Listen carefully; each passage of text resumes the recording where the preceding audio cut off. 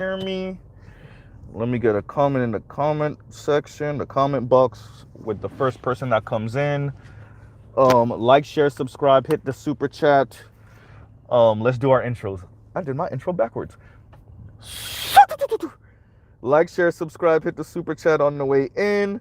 Okay, so and I should have linked it. I was in a rush trying to get this out, and we're going on a drive on the way home. So for those of you that caught Dr. T. Hassan Johnson speaking to the brother Adam, um, they spoke about Miss Stacey Abrams and her familial situation, right? Her siblings and their outcomes, um, and how well they're doing. What's going on? Go Professor. If y'all don't know, Go Professor, because I told him I'm gonna do this like every time. Go Professor is the reason why I got a Mr. Z and his own channel, because Go Professor was the first person to tell me, Mr. Z, why don't you start your own channel? Right? And I have. It took me a little while, but I did. Shout out to Go Professor.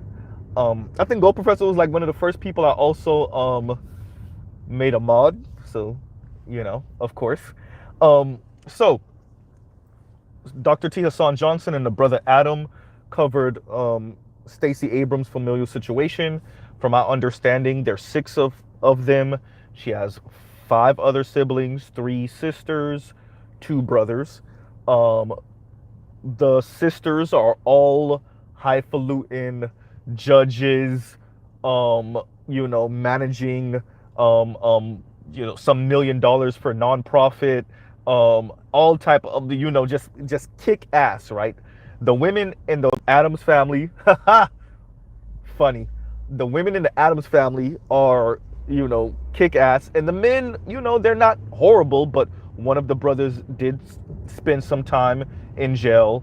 The other brother, graduated college. Both of the brothers have graduated college, but one of them, pretty much comes off as the community organizer, and the other one, I'm not so certain. What's going on, Victor Creed?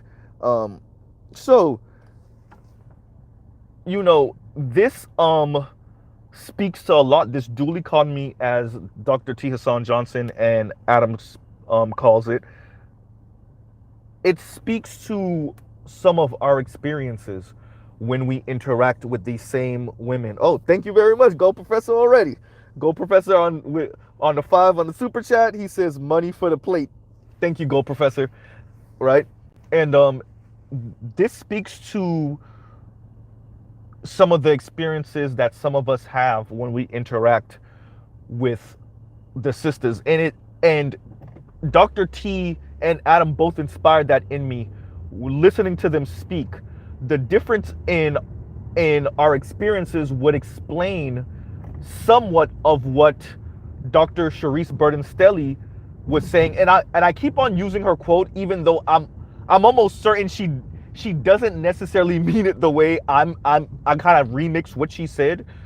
But when she said black women are being positioned as the mammies of empire, and when you think of having these experiences where intersectionality has informed you that because you're black and a woman, right, and maybe dark skin and maybe heavy set, you have a certain level, right, or a certain obstacle that black heterosexual men just don't have.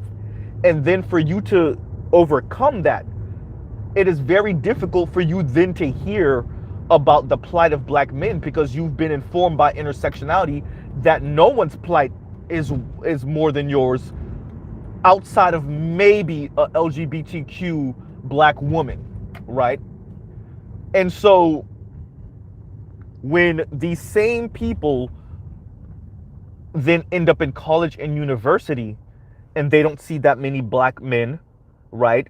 This is when we really start to begin to adult and find our way through life and end up finding out what we want in partners, right? And husbands and wives. And when you're already in college and you don't see that many, right? And then you get out in the real world after college and you see even less in these kind of spaces that you then begin to occupy. This is what lends to that. Well, the reason why I'm here and other black women are in these positions is because we love our sons and we raise our daughters, right? Which, like I've informed many of you before, is just a slick way of insulting black men by saying we baby and pamper our sons to the point of neutering them, and we raise our daughters rough and tough. And so those daughters then become highly accomplished, and those sons become bums to be on some woman's couch, whether it's his mother's couch, his baby mama's couch, his girlfriend's couch, or his wife's couch, right? And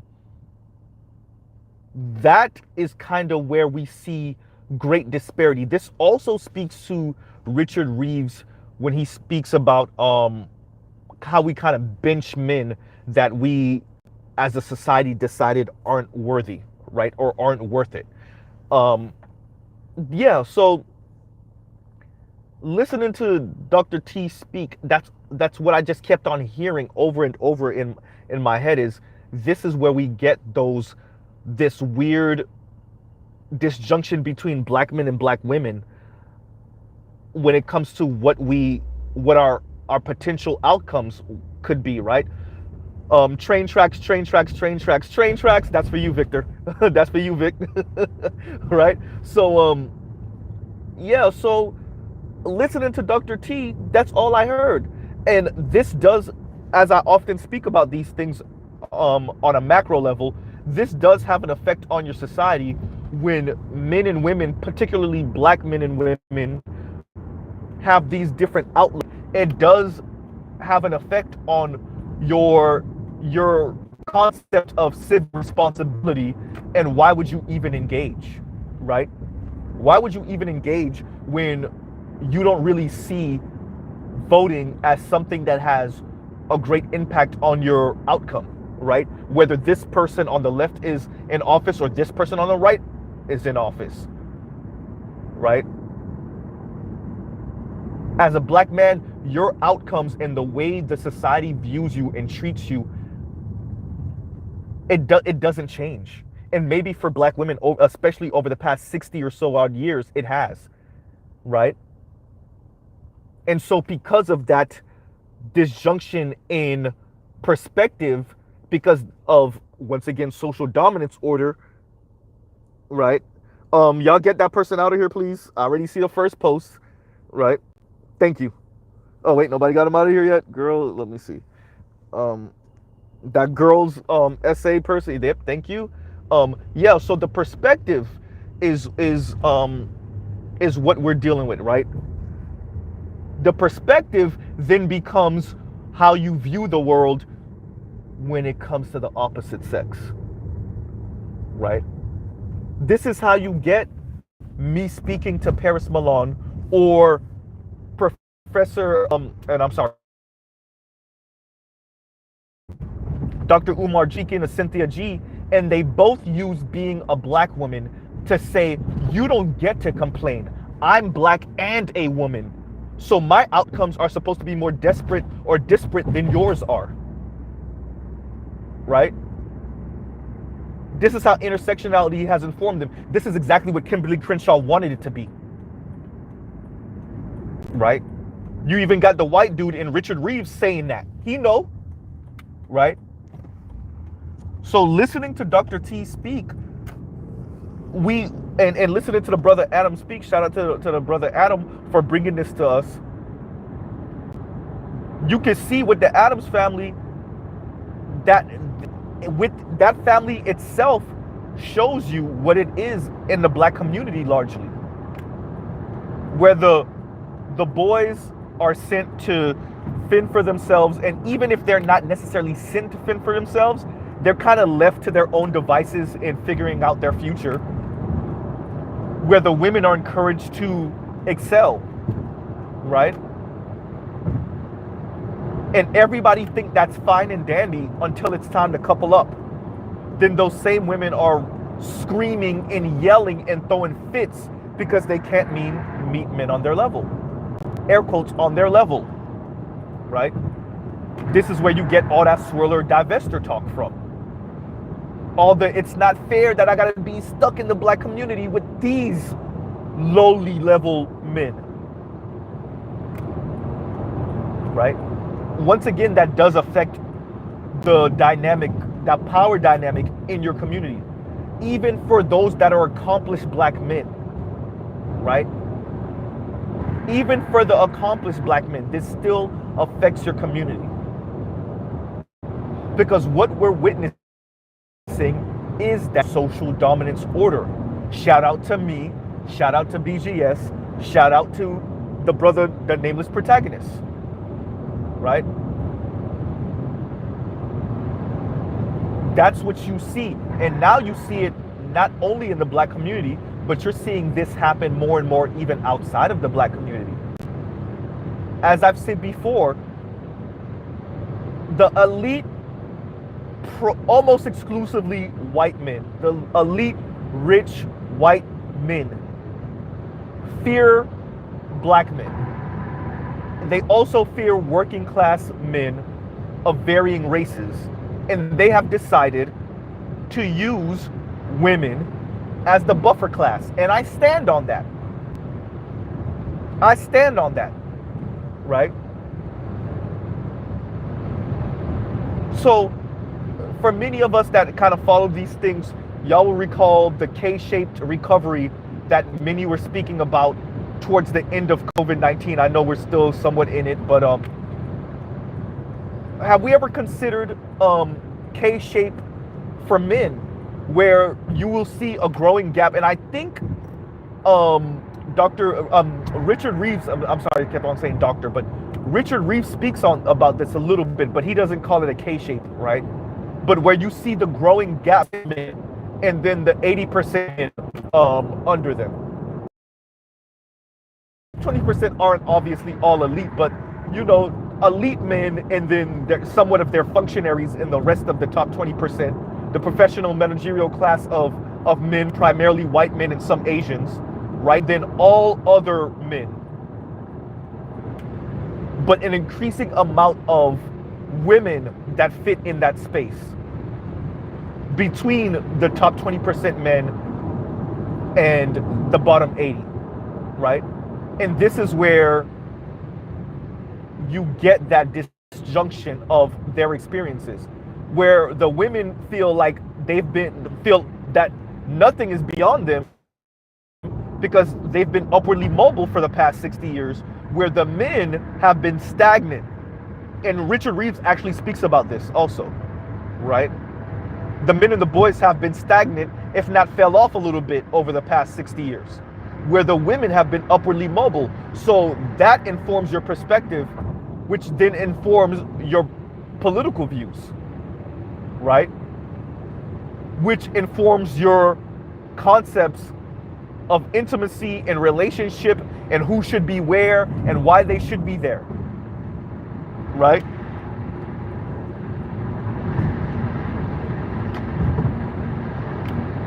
Yeah.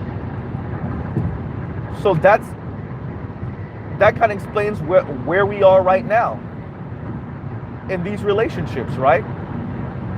And y'all excuse the loud background. I'm on the road right now. Excuse me kind of yelling a little bit. The part of the road I'm on right now is kind of noisy. Hopefully you guys can still hear me well, right? You ladies and gent for the women that are listening in, right?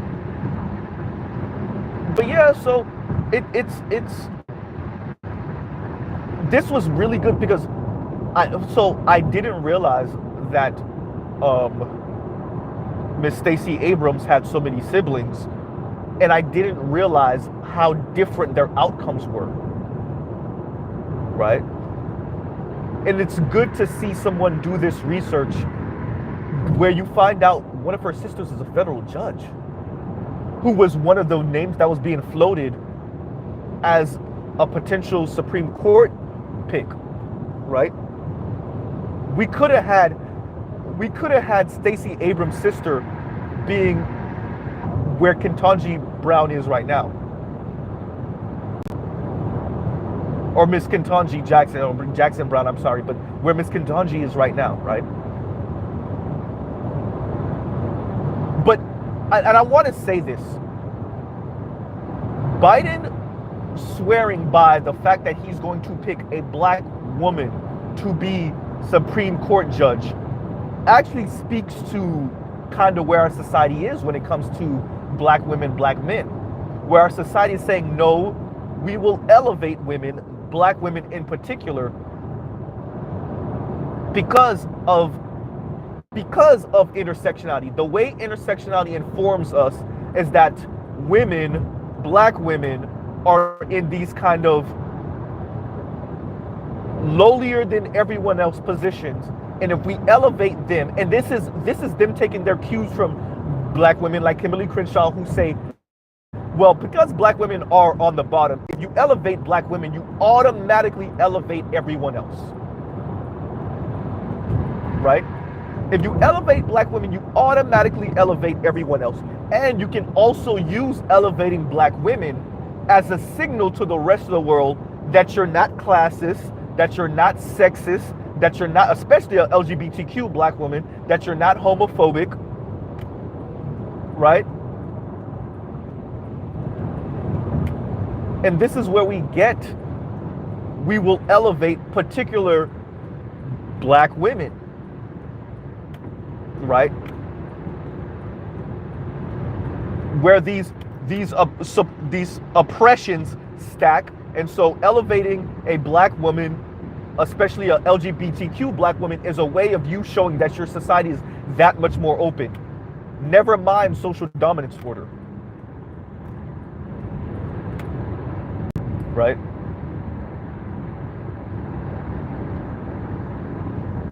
And what I want to focus on with this conversation that Dr. T had with the brother Adam is that when we interact with these women, understand that what's informed them is that concept of constant upward mobility. So because, especially for those of us in this space, you know about stagflation, and you know how that's going to affect the job market, right?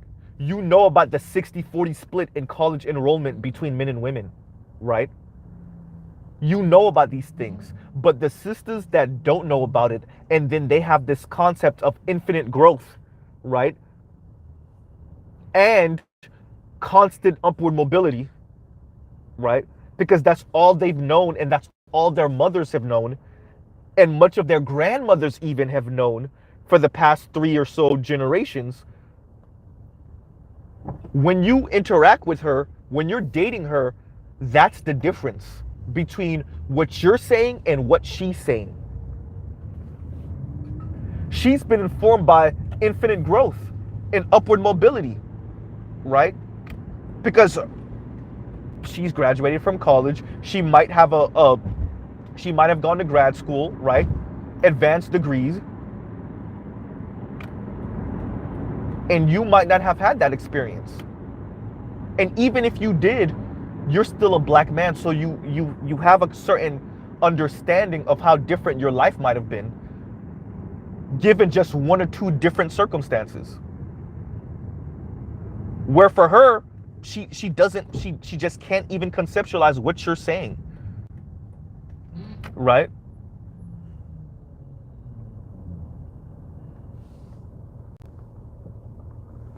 And that's why I wanted to cover this, because this does have, at home, real, down to the ground effects on us and our day-to-day interactions with other black people, even other black men, but black women particularly. And not just black women we wish to be intimate with or that we are intimate with, but even the ones we're in platonic relationships with, friendships with. The ones that you interact with at work, right?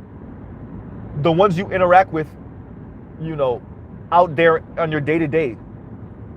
Their concept of work hard and you will get something for it. And that also speaks to why so many of them are throwing a fit when they can't get or can't keep the type of men that they think they deserve in these relationships. Because they really truly believe in meritocracy, because it's worked for them.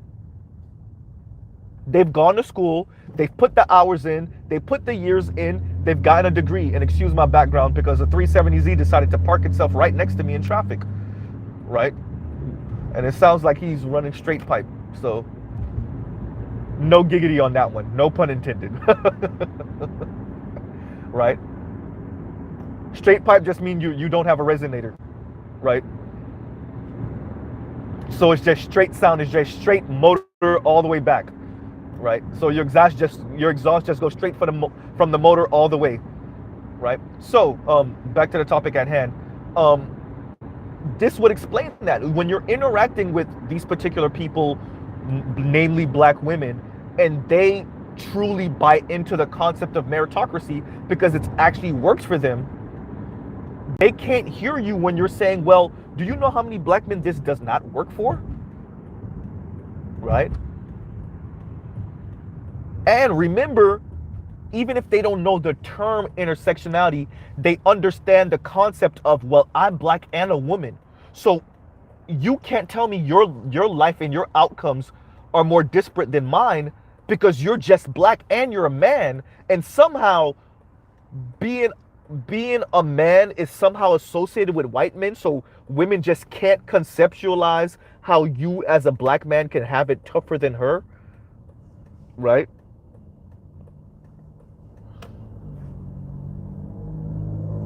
Right? Once again, like, share, subscribe, hit the super chat. Right? So, and I wanted to bring it home today, listening to Professor T. Hazan Johnson and the brother Adam, and I'm so glad that the brother Adam brought that up, and I'm glad in the direction that they went with this conversation to show the difference in between those four, I want to say girls, but those four women, and then the two brothers, right? Which you have, look at the difference. You have a federal judge,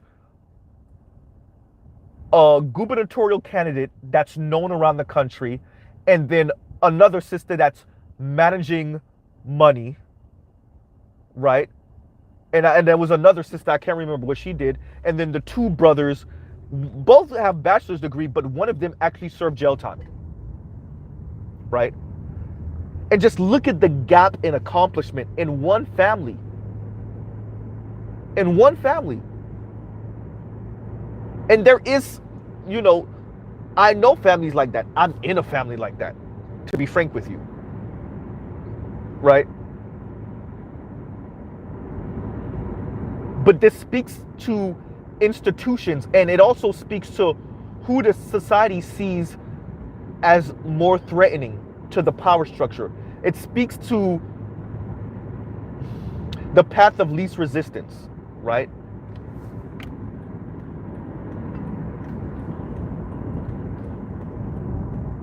And I, like I said before, and I'm okay with having my tinfoil hat on for this.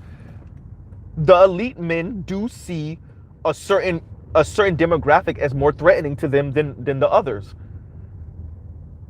right?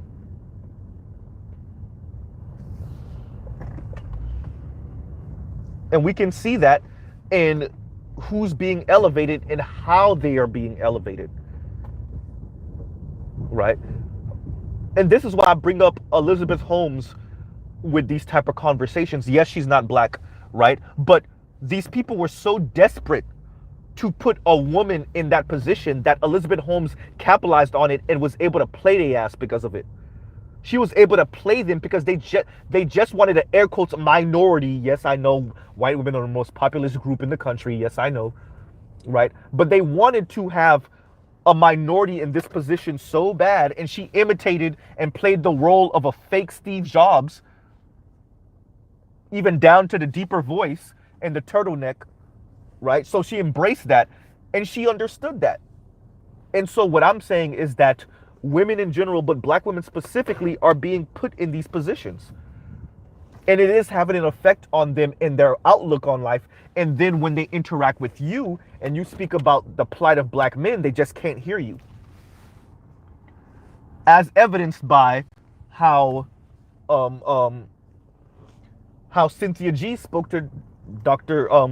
Dr. Umar Johnson, and how and I so excuse me, I so am beating myself up because at the time I did not know about um screen share on my phone, which I had at the time, and I didn't know how to use it correctly. So I wasn't able to appropriately or do it the right way and capture the conversation I had with Paris Milan. But she pretty much said the same thing, which is, I am black and a woman. So how are we able to do this and this and that and you can't, right? Or men can't, or black men is what she said.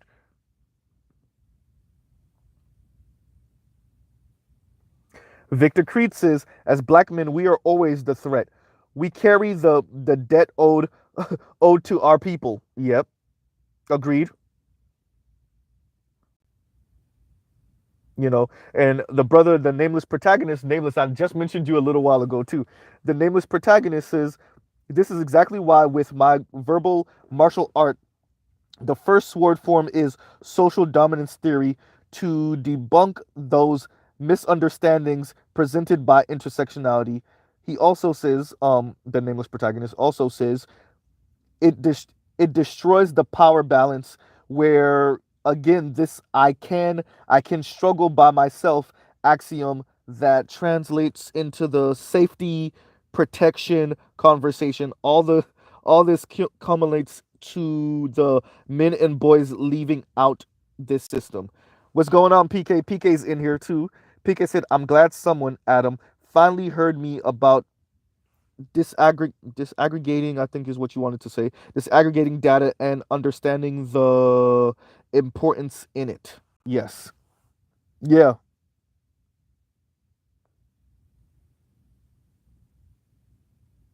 GC says arguing with people that have no interest in understanding is futile. I would agree, but I think what you see right now in the moves that the Black Manosphere in particular, the moves that we are making, it's not about the women.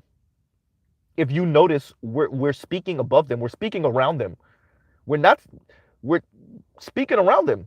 I mean, that is why you have Richard Reeves mentioning Dr. Tommy Curry, right?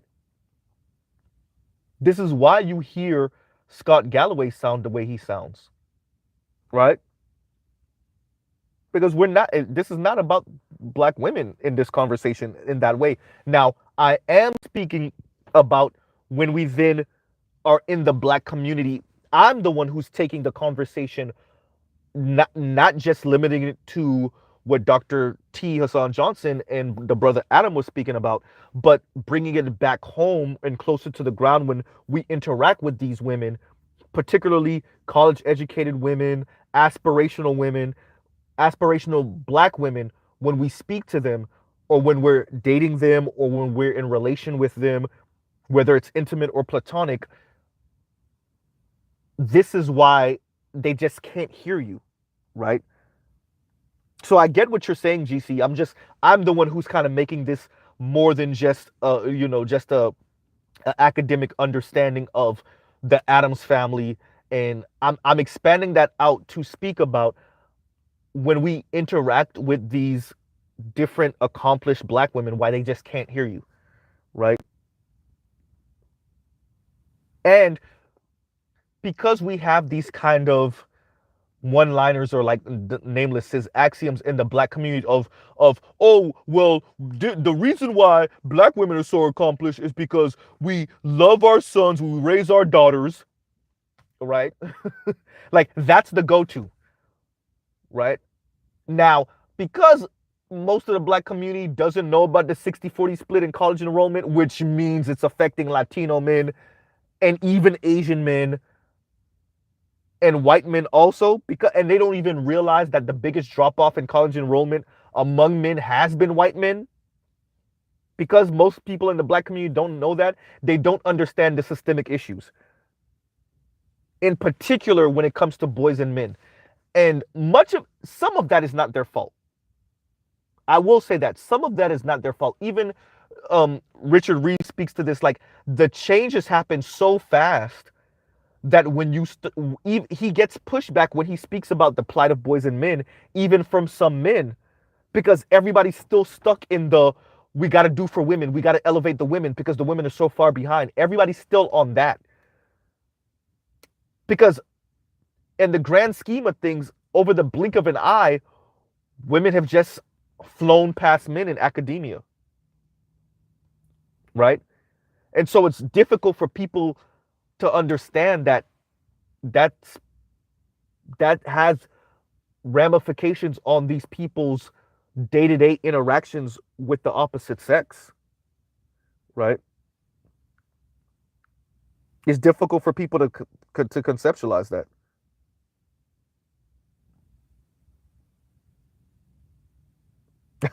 GC, I didn't realize you said that earlier. GC said Z with the the T Hassan Johnson after party stream.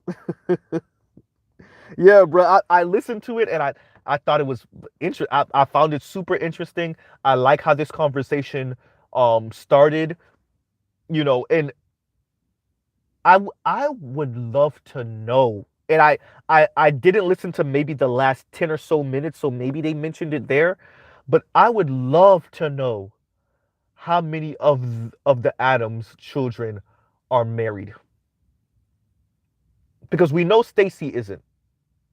I would love to know how many of them and which one of them, not just how many, but which one of them are married and have children.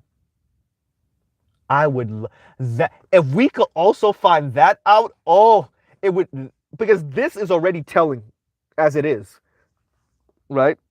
Okay, GC said the judge is married. Okay, the judge is married. All right, right?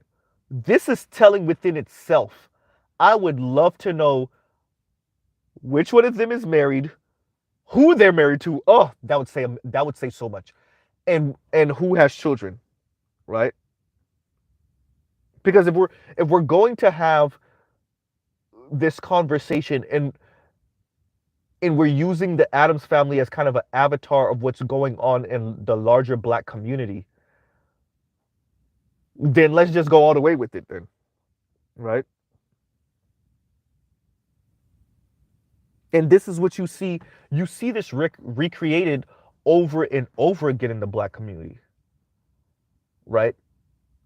And like I said, we only have one-liner answers about how essentially black boys are not taking school seriously. They're not taking their future seriously. They're big toddlers and babies. Much of it is because we baby them at the home or in the home, right?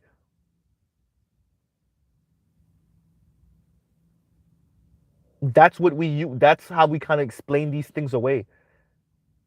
It's very interesting how we will talk about systemic issues ad nauseum when we speak about it in a flat black way, right? Or when we speak about it in an intersectional way, which automatically puts black women at the top of the oppression scale, right? When we start playing oppression Olympics, right?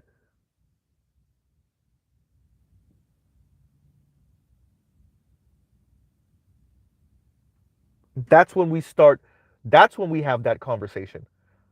But no one wants to speak about these things when we start talking about social dominance order or social dominance theory.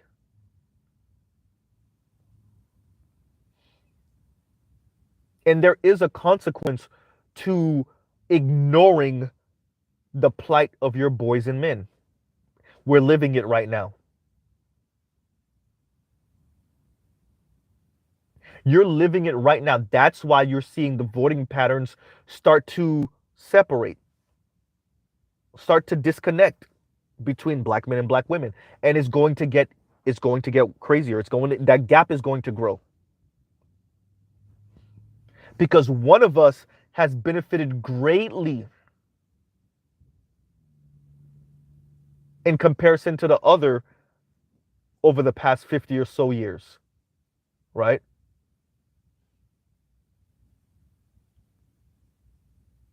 If your idea of America is that, yeah, it's kind of racist, but I mean, I have a doctorate, or I at least finished grad school, and I'm making some 60, 70 thousand dollars a year, and I work for this nonprofit, or I work for this corporation, um, you know, or I have a degree in one of the soft sciences, and so does my sister, and so does all of my homegirls and girlfriends. If that's your experience, it's very difficult for you as a black woman to then hear black men speak about racism, white supremacy, when you are telling yourself, and the entire society has told you, no, you're a black woman. So if you, air quotes, overcame, then why can't he?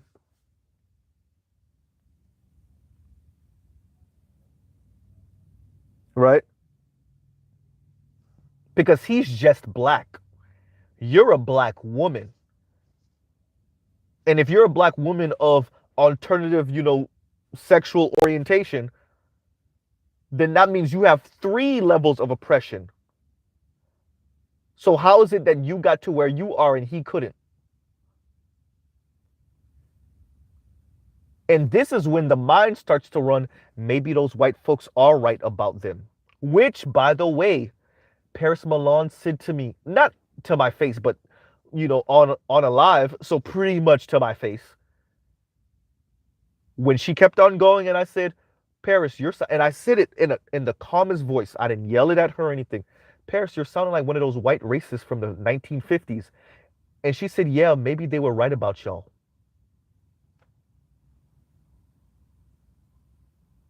So you see, Mr. Z is not making these things up.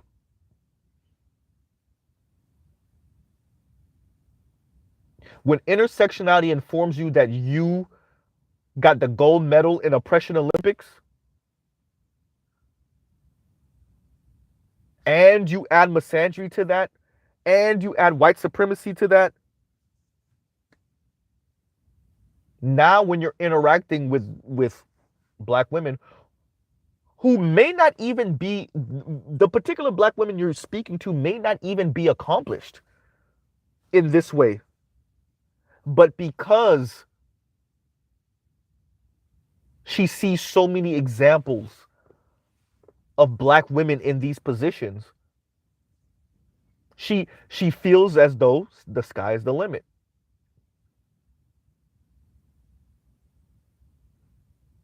Right?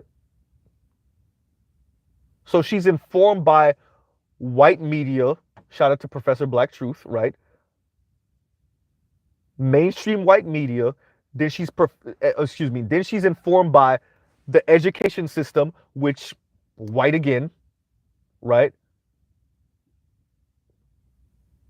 You add social media to that, and these content creators like a Paris Milan, like a Chrissy, right? Like a Real Talk with Yanni. Then you add her actually finishing high school, going to a PWI, and the black people she sees are primarily black women. Sorry, not primarily, overwhelmingly black women.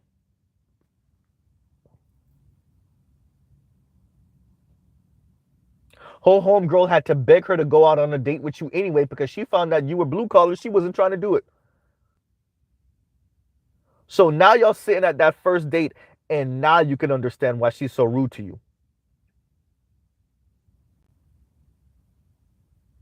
When y'all get into conversation about race, now you understand why she's rolling her eyes, why she don't want to hear it. Because if you can't speak about these things in a flat black way, she can't hear you. She can't hear about the plight of black men, especially if it's not something egregious like you got caught up, with a friend on something crazy, and you might have served some time in prison or in jail. Right?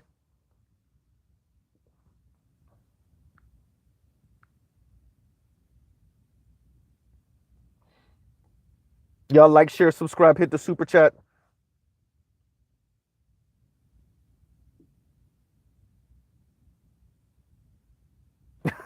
GC said, maybe they were right about y'all. audience Z and neck rolls in unison. I mean, I didn't I didn't get to see Paris, obviously, but she probably did neck roll, right?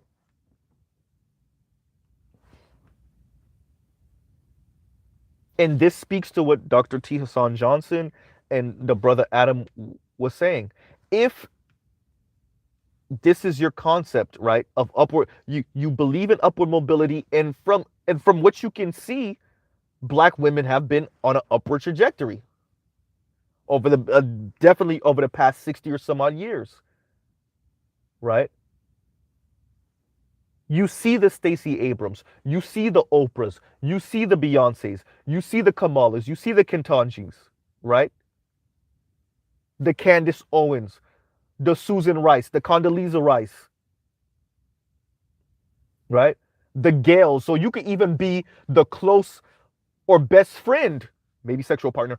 You can you can be that of the big star and then get elevated and do your own thing just off of that. But once again, another black woman, right? You see that from old to young are these kick-ass powerful women. Then you have movies informing your view of this also. Remember, entertainment. That's showing you Harriet Tubman, right? Woman King, Wakanda Forever, and that's just within the past 2 years, right?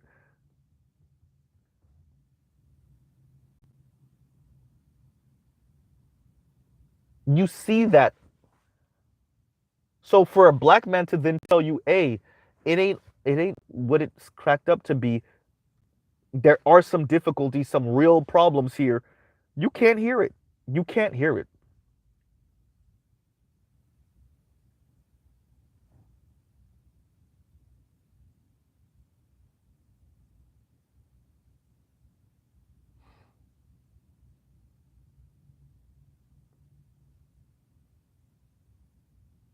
GC, no way. GC says, yeah, I Googled, and the only one that's married is the judge that got with the guy that's served 27 years. Brother, wait. GC, I need you to clarify.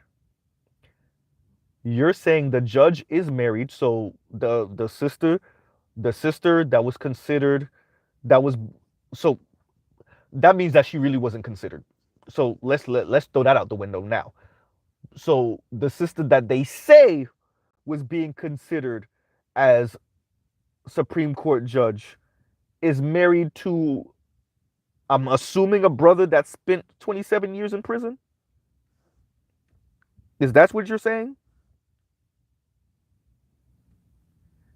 And she's the only one out of all the adult children, Adam, the all the Adams, the six of them, only one is married. All of them are accomplished in their own right. But obviously the women are just kicking ass, right? The women are far doing way more than the. I'm sorry, yeah. I'm sorry. Why I say keep on saying Adams? Y'all. Thank you, PK. I don't know why I keep on saying Adams. I'm sorry. Abrams. All the times I said Adams, I apologize, y'all. Because I didn't say it a million times. I am sorry. Um. So the Abrams family. What we're saying is six of them, six children, adult children. I'm saying children, but adult children, right? Six. Only one married, and the one that's married is married to someone. Spain Man's Freudian slip somehow. I think so. I think so. Right. Because when I said Adams, I thought about Adams family, and yeah, yeah, the jokes just write themselves. Um. So if we understand this correctly, everyone in the family, all six children, got at least bachelor's degrees, right? So 4-year institutions. The four women, excuse me, are just kicking ass. But only one out of 6 is married, and that one is married to someone that spent almost 30 years in prison. Is that what we're saying?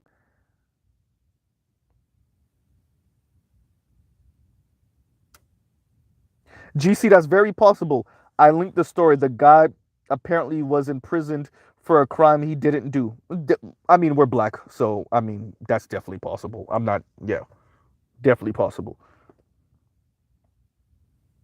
Okay, so you said you didn't look at the men, so you don't know. Okay, okay. So for at least the women, so we don't know about the men. So let's focus on the 4 women. 1 out of 4. That's 25%. Oh, god damn, that's the. Mm. Let me ask everybody this. Y'all already, I just said it, but let me say it anyway. Let me be even more on the nose. What is that marriage rate for black women again?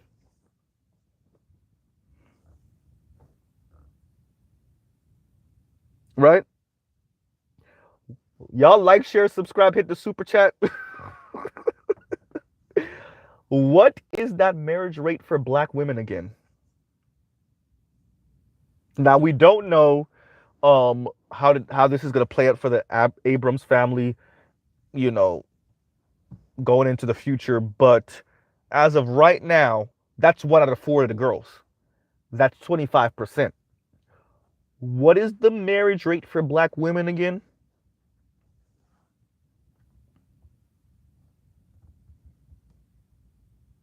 So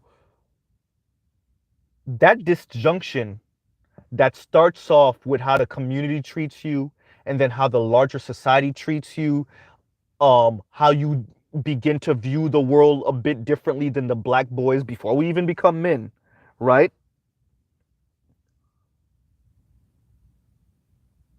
Then when we get into our early adulthood, how we start to separate even more because one of us is pushed to go into higher education and to go into college, right? Your bachelor's isn't good enough. Go get your master's. Your master's isn't good enough. Go to law school, go to med school, go get your PhD, go get a bunch of certificates, right? But then you're still brought back to the black community because, oh yeah, I'm going to say the line again today.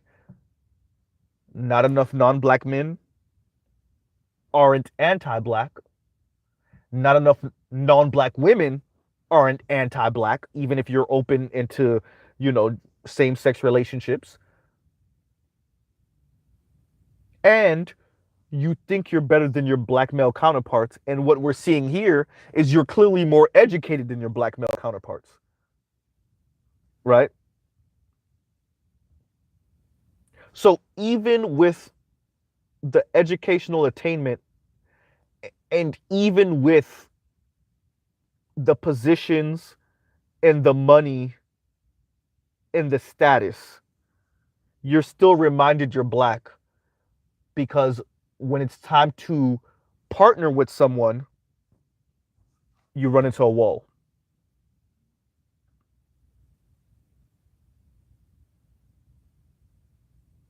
Right?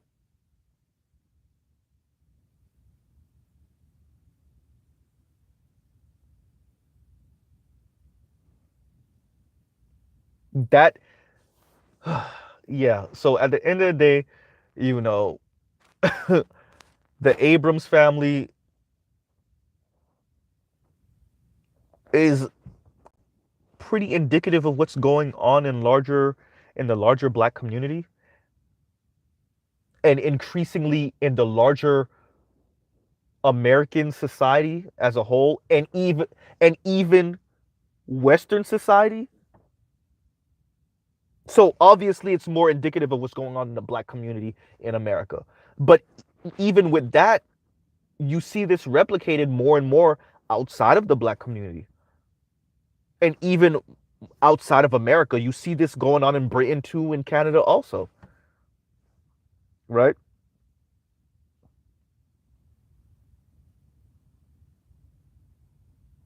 GC, send me the link. GC said, have you done a live on the latest census numbers, Mr. Z? Nope, but I would love to know what our population numbers are, what that interracial marriage rate is. I keep obviously I keep up to date on the money, right, on incomes, but if anybody have any more cutting edge or recent information on US income in general when it comes to different demographics, but specifically obviously black income, black men, black women. Um but yeah, GC, if you have anything, if you know anything, definitely link it in the comments after the video, or even right now in the comments, not in the live chat, but in the comments, right? I'll definitely look over it and maybe make a video about that. Actually, I probably will make a video about that. Oh, so I knew that diaspora says the world's population is finally at 8 billion, but it's stagnating. It's still growing, but it's not growing with the same momentum, right? It's sputtering right now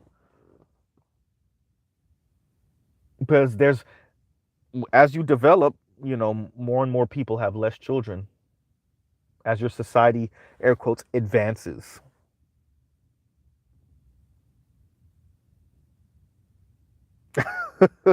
The Roger Report said you should definitely make a video about that. Shout out to the brother, the Roger Report. Right.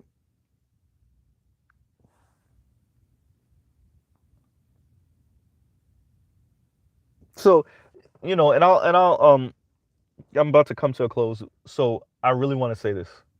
The Abrams family, like I said, is very indicative of what's going on in the larger black community. You have four college educated black people. Well, excuse me. You have six college educated black people in this family, two of which with bachelors. Those are the men. Four of which are kick ass, highly accomplished, notable in their fields women,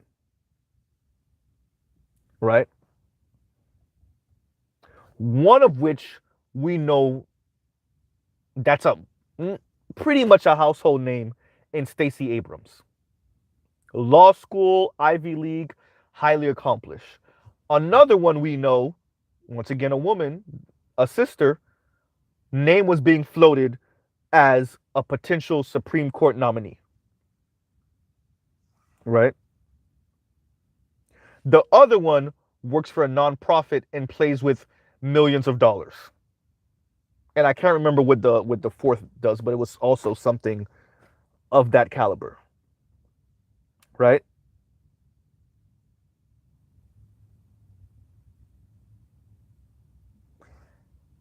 And you see that replicated across the black community. That type of gap, right?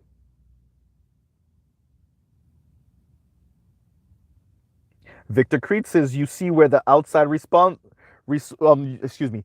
Victor Creed says you see where the outside resources go. And thank you, brother, for the two on the super chat. Exactly, exactly.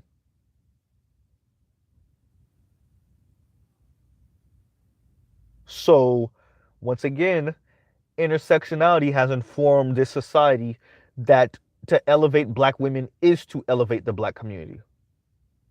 To do for black women is to do for the black community.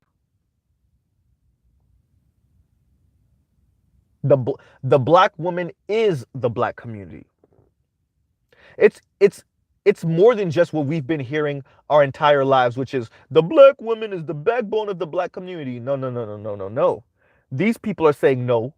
The black woman isn't the backbone of the black community. The black woman is the black community. Right? That's what we're being shown more and more. Right?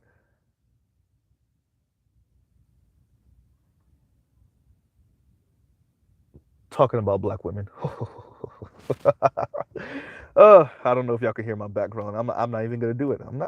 I'm not. Right? Anyway, but yeah, so you know, the Abrams family is the perfect example. Shout out to Dr. T. Hassan Johnson.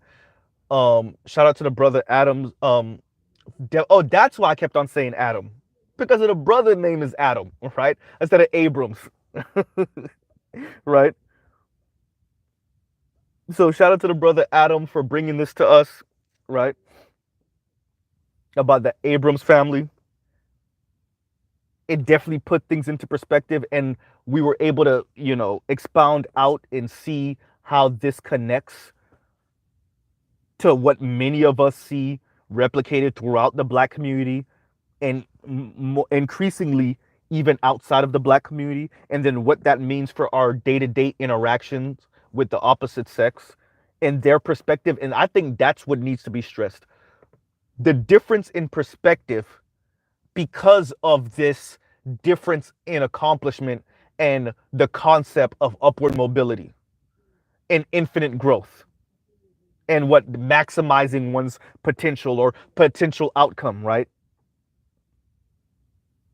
All of that is what happens when you get this big of a gap in the outcomes of men and women within one community, especially when you've informed the women that they have particular plights put on them that the men don't, because not only are they black, but they're black and a woman and possibly LGBTQ, right? So I will truly pause right there, right? Thank y'all for coming in. Thank you, Victor, right?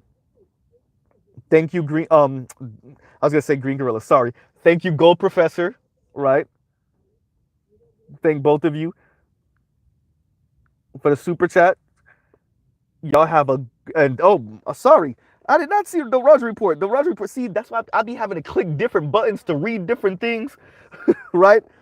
I'm about to shut the stream down on Raj, and Raj put it. So Raj also says they only say helping the black woman helps the black community, just to make sure no one actually wants to help the black community,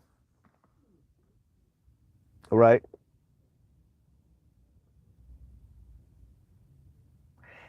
And with that, what can you even say with that? Raj just dropped a big black pill in the middle of the damn conversation, right?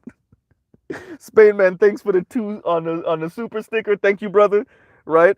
When can you even say that? Raj said, "I'm gonna get my last comment in." Right? Hysterical, true as hell. Right? And I am well. PK man. PK man. I've been running around. Real life has been, no, my real life hasn't been upside down. There's nothing crazy negative going on, but just like extra super busy. Just bro, you know. So, once again, thank y'all for being up with me. I definitely want to cover this. I want to speak about how this seeps down into the culture, right? Because you got the educated brothers speaking about it, and they're speaking about it in their academic tonality, and I love it, right? I don't want them not to do it like that. I love it, right? But I want to kind of bring it back down to the ground, and then we speak about it, about how this then affects how we interact with these same women that are these are our sisters, like in our real family, but also when you're interacting with these same women, out in the real world as potential partners. I didn't say wife. I'm doing that on purpose, right? And I'll truly end right there. Y'all have a great rest of y'all night. I'll pause right there. Love, peace, and chicken grease. All right, y'all. Have a good night. Mr. Z out.